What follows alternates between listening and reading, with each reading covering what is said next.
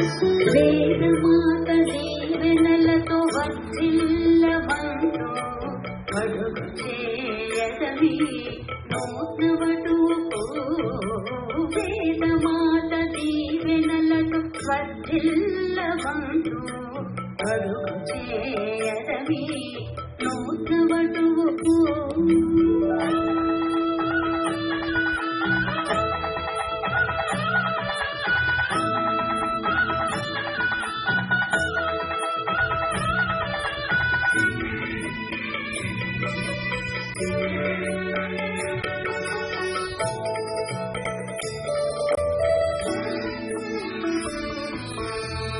నారవస్త్రమునే అంగవస్త్రముగ చేసి ఉత్తరీయముగా జింక చర్మమునేసి.